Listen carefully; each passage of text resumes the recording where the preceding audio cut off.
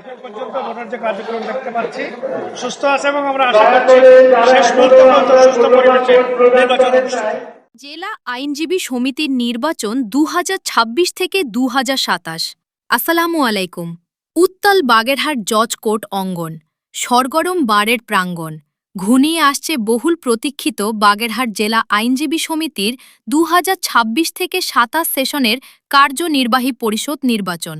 আইনজীবীদের ভোটযুদ্ধে কে নেবে নেতৃত্ব, কার হাতে উঠবে আগামী দিনের চাবিকাঠি? চলুন জেনে নেওয়া যাক বিস্তারিত। এখন পর্যন্ত ভোটার যে কার্যক্রম দেখতে পাচ্ছি সুস্থ আছে এবং আমরা আশা করছি শেষ মুহূর্ত পর্যন্ত সুস্থ পরিবেশে নির্বাচন অনুষ্ঠিত হবে। সব ভোটার কি স্বতঃস্ফূর্তভাবে ভোট দিতে আসছে?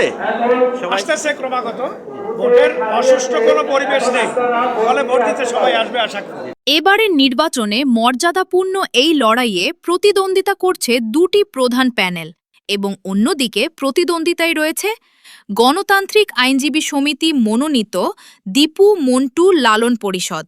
উভয় প্যানেলেই প্রার্থীরা ভোটারদের দ্বারে দ্বারে ঘুরছেন, দিচ্ছেন নানা উন্নয়নের প্রতিশ্রুতি। বারের ঐতিহ্য রক্ষা এবং আইনজীবীদের পেশাগত মানোন্নয়নই এখন সবার মূল এজেন্ডা। আইনজীবীদের এই প্রাণের উৎসবকে ঘিরে গোটা আদালত পাড়ায় এখন বইছে নির্বাচনী হাওয়া। কার গলায় উঠবে জয়ের মালা তা জানতে অপেক্ষা করতে হবে ভোটের ফলাফল পর্যন্ত। এতক্ষণ দেখছিলেন বাগেরহাট জজ কোর্ট থেকে সর্দার রহমাতুল্লাহ তথ্যচিত্রের বিস্তারিত। আইনজীবী সমিতির নির্বাচন নিয়ে আমাদের পরবর্তী আপডেট পেতে চোখ রাখুন জনতার সংলাপ ২৪-এ।